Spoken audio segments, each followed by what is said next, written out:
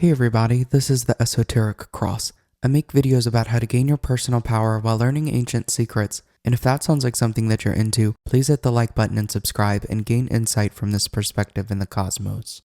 In this video, we explore the powerful connection between alchemy and tarot, and how the cards themselves can act as a catalyst for transformation. We're going to explore how these cards represent different stages for the alchemical process, and how they can guide us towards personal transformation and growth. The first thing that we must discuss is what exactly tarot is. It's commonly viewed as a form of divination, but actually these cards can be used to gain deeper insights into the self and help us reveal deeper aspects of our being. They help shed light on the situations that we find ourselves in and offer guidance on the next steps. One of the best ways to understand more about tarot is to study it in conjunction with the Kabbalistic tree of life. The actual tarot cards were created in the 1400s and were used as playing cards by the elite.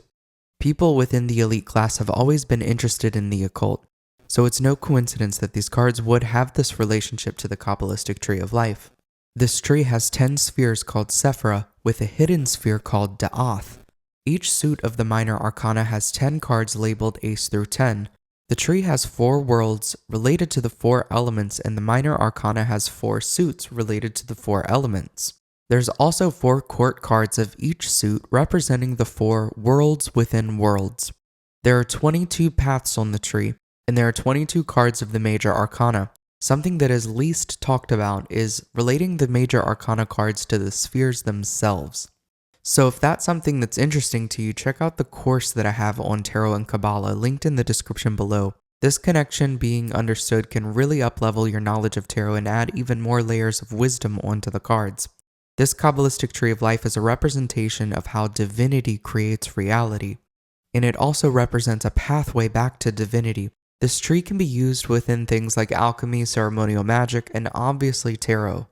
These are all related to each other. Alchemy is the art of transforming base matter into gold. Later it became associated with mystical concepts and was practiced as a part of a spiritual path.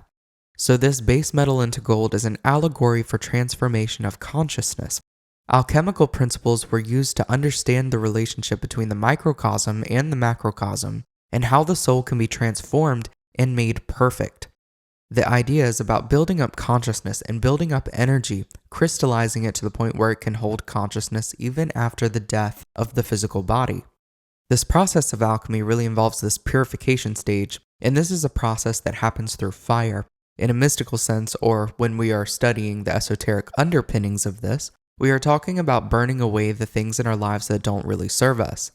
We can also look at fire as something that is painful, but it also transforms. And we could look at all of the situations in our lives right now in which we could view them as our life falling apart, but we can use these moments to really purify ourselves. We begin to distill that substance that we've been putting through this alchemical fire. The whole idea is to burn away impurities to be left with something more pure at the end.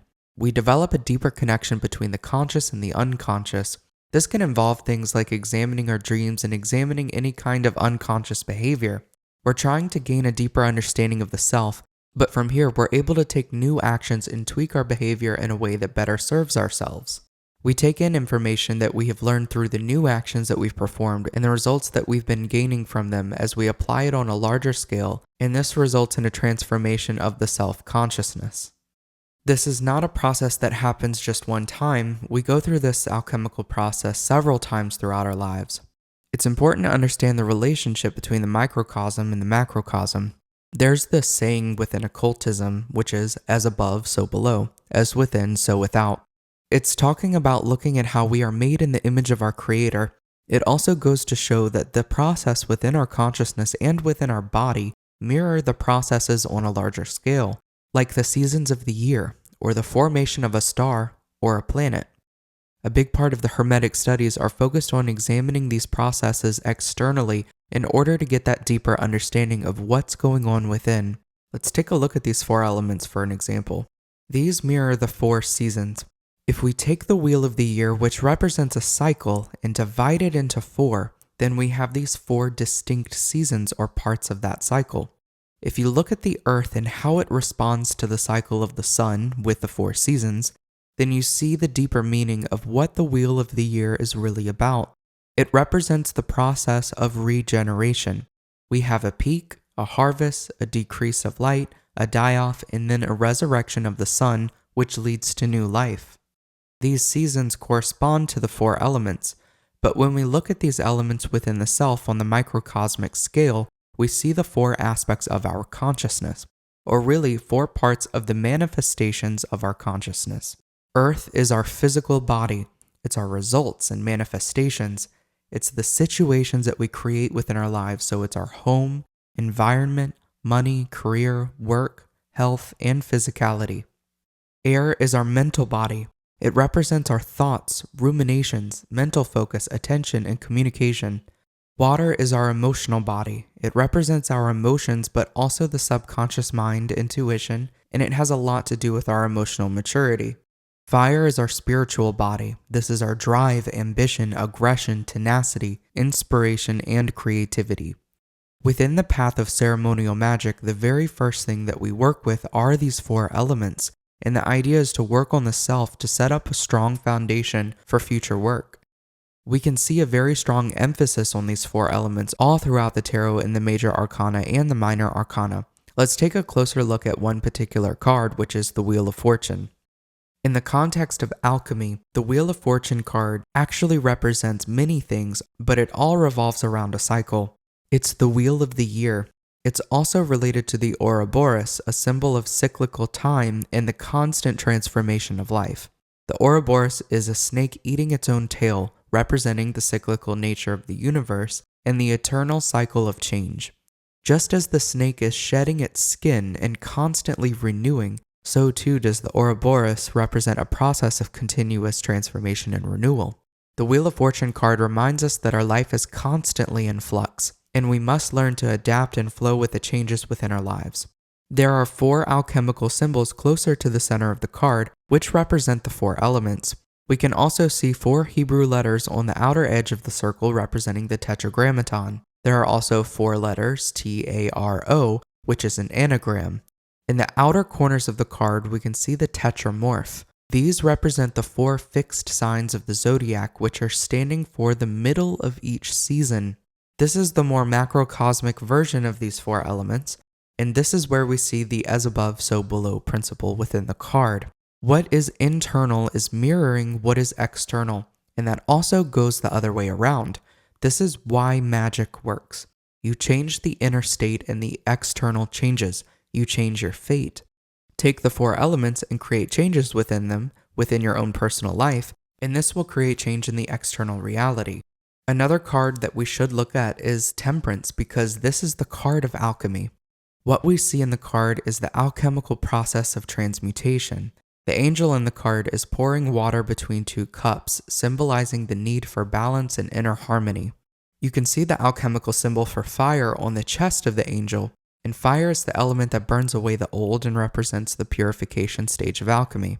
But we also see water between the cups. There's a suggestion about the balance of working with the more aggressive forces of nature, continuing an ascension process, and using the challenges of life to fuel yourself forward.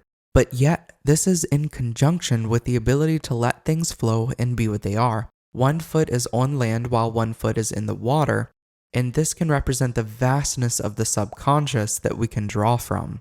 We can't see the totality of it, but we are dipping the toe into it and using it as fuel for our inner transformation. I highly encourage you to take these alchemical ideas and apply them to all tarot cards and see if there are more insights that you can gain from them. The big thing that you're trying to do is establish a strong connection with your subconscious mind. Intuitively reading the cards with different lenses can be very powerful to helping you tap into this inner wisdom that is already there for you to access. By understanding the connection between alchemy and tarot, we can begin to see the potential for transformation and self-discovery hidden within the cards. Each card represents a stage within the alchemical process, guiding us on a journey towards personal transformation, self-knowledge, and spiritual growth.